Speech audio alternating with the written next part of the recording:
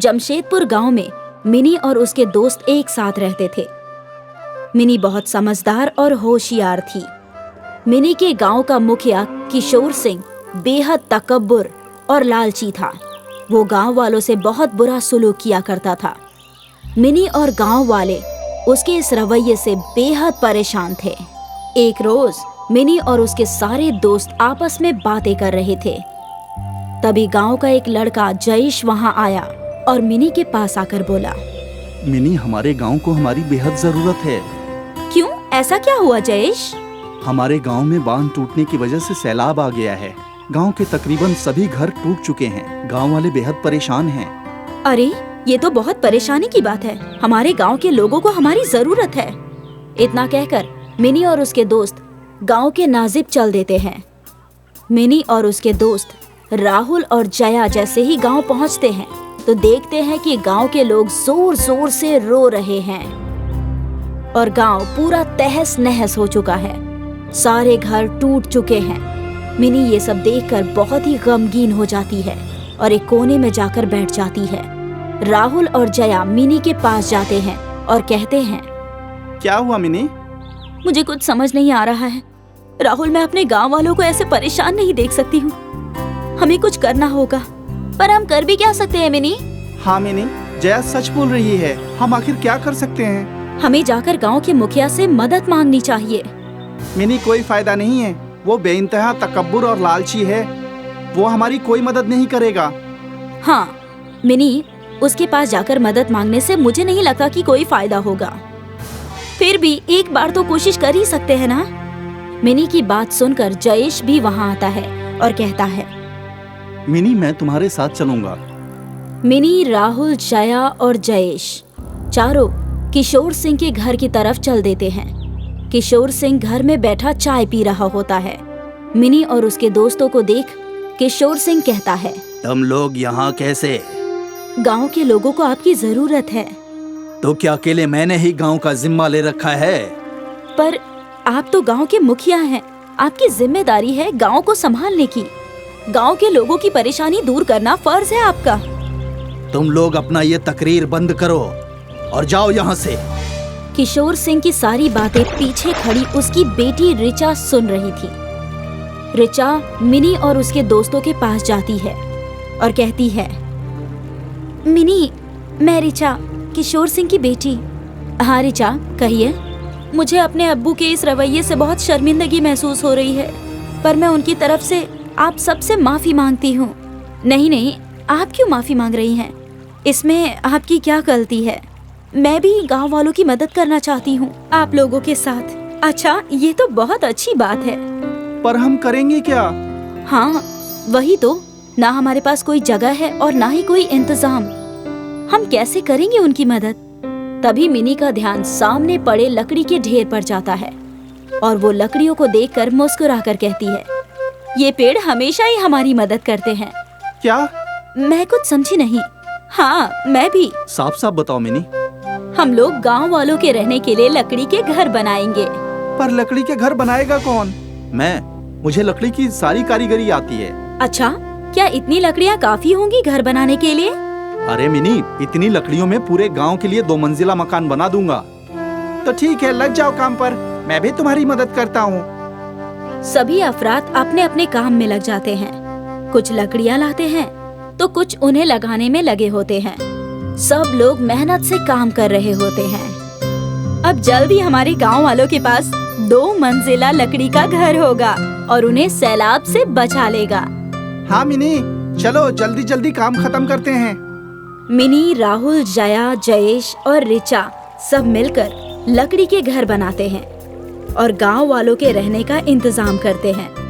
गांव वाले 2 मंजिला लकड़ी के घर देखकर बहुत खुश हो जाते हैं और कहते हैं, अरे, लकड़ी के 2 मंजिला घर किसने बनवाए? जरूर हमारे सरपंच जी ने बनवाए होंगे। किशोर सिंह भी वहीं खड़ा गांव वालों के सामने महान बनने के लिए चुपचाप खड़ा मुस्कुरा रहा था कि तभी गांव वालों की बातें सुनकर रिचा और जयेश कहते हैं, ये घर पिताजी ने नहीं, मिनी ने बनवाए हैं। मिनी को पूरे गांव की मदद करनी थी। पिताजी तो इस मुखिया के ओहदे के लायक ही नहीं है।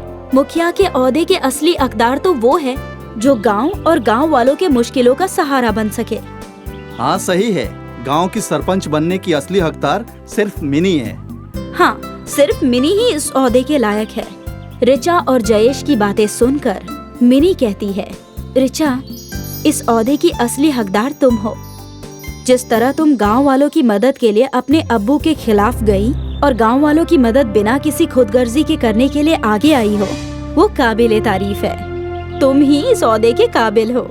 तभी सभी गांव वाले पीछे से कहते हैं, आज से हमारे गांव के 2 सरपंच हैं, पहली मिनी और दूसरी ऋचा, क्योंकि दोनों ने ही बिना खुदगर्जी के गांव वालों की मदद की है और दोनों ही इस ओहदे के लायक हैं। हम मिनी और ऋचा को गांव का नया सरपंच बनाते हैं। जमशेदपुर गांव में मिनी और उसके दोस्त एक साथ रहते थे। मिनी बहुत समझदार और होशियार थी। मिनी के गांव का मुखिया किशोर सिंह बेहद तकब्बुर और लालची था। वो गांव वालों से बहुत बुरा सुलूक किया करता था। मिनी और गांव वाले उसके इस रवैये से बेहद परेशान थे। एक रोज मिनी और उसके सारे दोस्त आपस में बातें कर रहे थे। तभी गांव का एक लड़का जयेश वहां आया और मिनी के पास आकर बोला, मिनी, हमारे गांव को हमारी बेहद जरूरत है। क्यों, ऐसा क्या हुआ जयेश? हमारे गांव में बांध टूटने की वजह से सैलाब आ गया है। गांव के तकरीबन सभी घर टूट चुके हैं। गांव वाले बेहद परेशान हैं। अरे, ये तो बहुत परेशानी की बात है। हमारे गांव के लोगों को हमारी जरूरत है।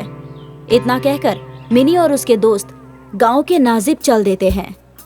मिनी और उसके दोस्त राहुल और जया जैसे ही गांव पहुंचते हैं तो देखते हैं कि गांव के लोग जोर जोर से रो रहे हैं और गांव पूरा तहस नहस हो चुका है। सारे घर टूट चुके हैं। मिनी ये सब देखकर बहुत ही गमगीन हो जाती है और एक कोने में जाकर बैठ जाती है। राहुल और जया मिनी के पास जाते हैं और कहते हैं, क्या हुआ मिनी? मुझे कुछ समझ नहीं आ रहा है। राहुल, मैं अपने गांव वालों को ऐसे परेशान नहीं देख सकती हूँ। हमें कुछ करना होगा। पर हम कर भी क्या सकते हैं मिनी? हाँ मिनी, जया सच बोल रही है। हम आखिर क्या कर सकते हैं? हमें जाकर गांव के मुखिया से मदद मांगनी चाहिए। मिनी, कोई फायदा नहीं है। वो बेइंतहा तकब्बुर और लालची है। वो हमारी कोई मदद नहीं करेगा। हाँ मिनी, उसके पास जाकर मदद मांगने से मुझे नहीं लगता कि कोई फायदा होगा। फिर भी एक बार तो कोशिश कर ही सकते हैं ना। मिनी की बात सुनकर जयेश भी वहाँ आता है और कहता है, मिनी, मैं तुम्हारे साथ चलूंगा। मिनी, राहुल, जया और जयेश चारों किशोर सिंह के घर की तरफ चल देते हैं। किशोर सिंह घर में बैठा चाय पी रहा होता है। मिनी और उसके दोस्तों को देख किशोर सिंह कहता है, तुम लोग यहाँ कैसे? गांव के लोगों को आपकी जरूरत है। तो क्या अकेले मैंने ही गांव का जिम्मा ले रखा है? पर आप तो गांव के मुखिया हैं। आपकी जिम्मेदारी है गांव को संभालने की। गांव के लोगों की परेशानी दूर करना फर्ज है आपका। तुम लोग अपना ये तकरीर बंद करो और जाओ यहाँ से। किशोर सिंह की सारी बातें पीछे खड़ी उसकी बेटी ऋचा सुन रही थी। ऋचा मिनी और उसके दोस्तों के पास जाती है और कहती है, मिनी, मैं ऋचा, किशोर सिंह की बेटी। हाँ ऋचा, कहिए। मुझे अपने अब्बू के इस रवैये से बहुत शर्मिंदगी महसूस हो रही है, पर मैं उनकी तरफ से आप सबसे माफी मांगती हूँ। नहीं नहीं, आप क्यों माफी मांग रही हैं? इसमें आपकी क्या गलती है? मैं भी गांव वालों की मदद करना चाहती हूँ आप लोगों के साथ। अच्छा, ये तो बहुत अच्छी बात है। पर हम करेंगे क्या? हाँ वही तो, ना हमारे पास कोई जगह है और ना ही कोई इंतजाम। हम कैसे करेंगे उनकी मदद? तभी मिनी का ध्यान सामने पड़े लकड़ी के ढेर पर जाता है और वो लकड़ियों को देखकर मुस्कुराकर कहती है, ये पेड़ हमेशा ही हमारी मदद करते हैं। क्या? मैं कुछ समझी नहीं। हाँ, मैं भी। साफ साफ बताओ मिनी। हम लोग गांव वालों के रहने के लिए लकड़ी के घर बनाएंगे। पर लकड़ी के घर बनाएगा कौन? मुझे लकड़ी की सारी कारीगरी आती है। अच्छा, क्या इतनी लकड़ियाँ काफी होंगी घर बनाने के लिए? अरे मिनी, इतनी लकड़ियों में पूरे गांव के लिए 2 मंजिला मकान बना दूंगा। तो ठीक है, लग जाओ काम पर। मैं भी तुम्हारी मदद करता हूँ। सभी अफराद अपने अपने काम में लग जाते हैं। कुछ लकड़ियाँ लाते हैं तो कुछ उन्हें लगाने में लगे होते हैं। सब लोग मेहनत से काम कर रहे होते हैं। अब जल्द ही हमारे गांव वालों के पास 2 मंजिला लकड़ी का घर होगा और उन्हें सैलाब से बचा लेगा। हाँ मिनी, चलो जल्दी जल्दी काम खत्म करते हैं। मिनी, राहुल, जया, जयेश और रिचा सब मिलकर लकड़ी के घर बनाते हैं और गांव वालों के रहने का इंतजाम करते हैं। गांव वाले 2 मंजिला लकड़ी के घर देखकर बहुत खुश हो जाते हैं और कहते हैं, अरे लकड़ी के 2 मंजिला घर किसने बनवाए? जरूर हमारे सरपंच जी ने बनवाए होंगे। किशोर सिंह भी वहीं खड़ा गांव वालों के सामने महान बनने के लिए चुपचाप खड़ा मुस्कुरा रहा था कि तभी गांव वालों की बातें सुनकर रिचा और जयेश कहते हैं, ये घर पिताजी ने नहीं, मिनी ने बनवाए हैं। मिनी को पूरे गांव की मदद करनी थी। पिताजी तो इस मुखिया के ओहदे के लायक ही नहीं है। मुखिया के ओहदे के असली हकदार तो वो है जो गांव और गांव वालों के मुश्किलों का सहारा बन सके। हाँ सही है, गांव की सरपंच बनने की असली हकदार सिर्फ मिनी है। हाँ, सिर्फ मिनी ही इस ओहदे के लायक है। रिचा और जयेश की बातें सुनकर मिनी कहती है, रिचा, इस ओहदे की असली हकदार तुम हो। जिस तरह तुम गांव वालों की मदद के लिए अपने अब्बू के खिलाफ गई और गांव वालों की मदद बिना किसी खुदगर्जी के करने के लिए आगे आई हो, वो काबिले तारीफ है। तुम ही इस ओहदे के काबिल हो। तभी सभी गांव वाले पीछे से कहते हैं, आज से हमारे गांव के 2 सरपंच हैं, पहली मिनी और दूसरी रिचा, क्योंकि दोनों ने ही बिना खुदगर्जी के गांव वालों की मदद की है और दोनों ही इस ओहदे के लायक हैं। हम मिनी और रिचा को गांव का नया सरपंच बनाते हैं।